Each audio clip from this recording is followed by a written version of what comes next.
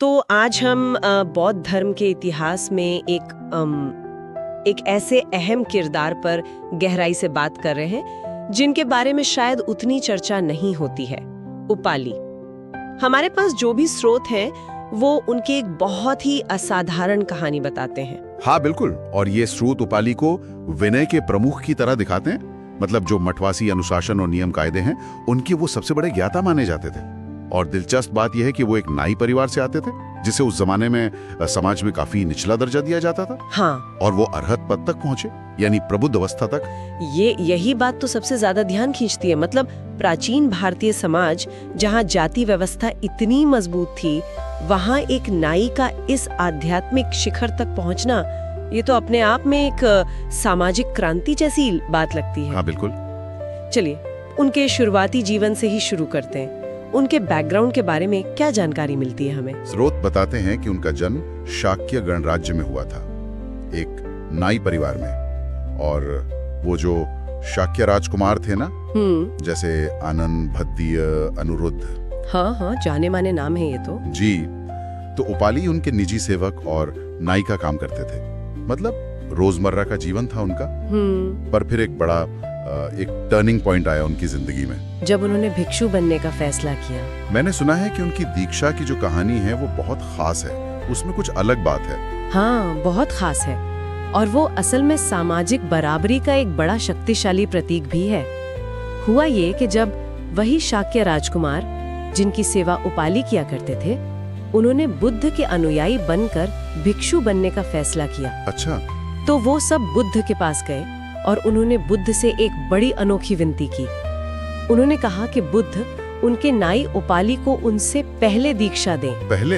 हाँ, मतलब राजकुमारों से भी पहले। हाँ, पहले। ताकि उन राजकुमारों को अपने पुराने सेवक को वरिष्ठ मानकर उनके सामने झुकना पड़े। ये तो अपने जाति वाले अभिमान को तोड़ने का एक जबरदस्त तरीका हुआ। बिल्कुल। बुद्ध ने क्या कहा इस पर? उन्होंने मान ली ये बात? बुद्ध ने तो तुरंत सहमति दे दी। उनका तो साफ कहना था कि भाई देखो, उनके धम्म विनय में, उनके संघ में कौन बड़ा है कौन छोटा, ये जन्म या कुल से तय नहीं होता। अच्छा। वरिष्ठता तय होती है दीक्षा के क्रम से और कौन कितना शुद्ध आचरण करता है उससे। ये उस युग के हिसाब से बहुत क्रांतिकारी विचार था। हाँ, ये तो है। योग्यता सबसे ऊपर, न कि जन्म। समझ गई।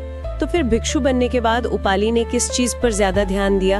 उनका रास्ता क्या बना आगे? भिक्षु बनने के बाद उपाली ने अपना पूरा ध्यान, पूरी ऊर्जा विनय पिटक को समझने और उसे कंठस्थ करने में लगा दी। विनय पिटक यानी वो नियम कानून वाला हिस्सा? हाँ, वही मठवासी जीवन के जो नियम थे, नैतिक दिशा निर्देश थे, पूरा संघ कैसे चलेगा, कैसे काम करेगा, उसका पूरा संग्रह। ये नियम बहुत जरूरी थे संघ की एकता और अनुशासन बनाए रखने के लिए। एक तरह से रीढ़ की हड्डी थे संघ की।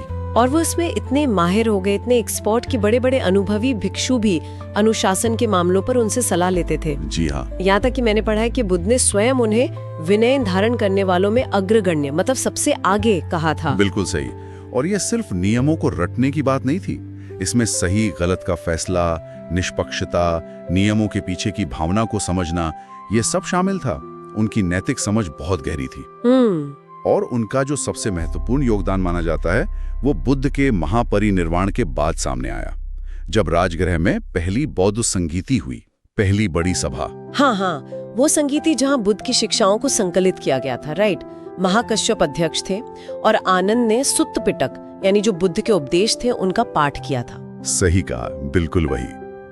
और उसी संगीति में जब विनय पिटक यानी अनुशासन के नियमों को संकलित करने की बारी आई, तो सबने एक मत से उपाली को चुना इसका पाठ करने के लिए। क्या बात है! मतलब एक पूर्व नाई अब पूरे बौद्ध संघ के लिए अनुशासन के नियमों को स्थापित कर रहे थे। हाँ, सोचिए जरा, उन्होंने जो नियम वहां सुना है वही विनय पिटक का प्रमाणिक आधार बने आने वाली सभी पीढ़ियों के लिए। तो इसका मतलब ये हुआ कि आज भी जो थेरवाद परंपरा में भिक्षु विनय पिटक का पालन करते हैं, उसका सीधा संबंध उपाली से है। उन्होंने ही बौद्ध धर्म की नैतिक और अनुशासनात्मक नींव को एक तरह से सहेज कर रखा। हाँ, इसीलिए उन्हें विनय का संरक्षक भी कहा जाता है। उनका पूरा जीवन ही देख लीजिए, विनम्रता, सच्चाई, निष्ठा, ज्ञान और समर्पण का एक जीता जागता उदाहरण है। उन्होंने ये साबित किया कि सच्ची महानता जो है वो आपकी बाहरी पहचान या जन्म से नहीं आती, वो आती है आपके आंतरिक गुणों से, आपके चरित्र से, आपके अनुशासन से।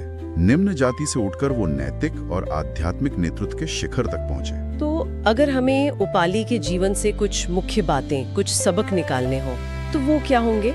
क्या सीखा जा सकता है उनसे?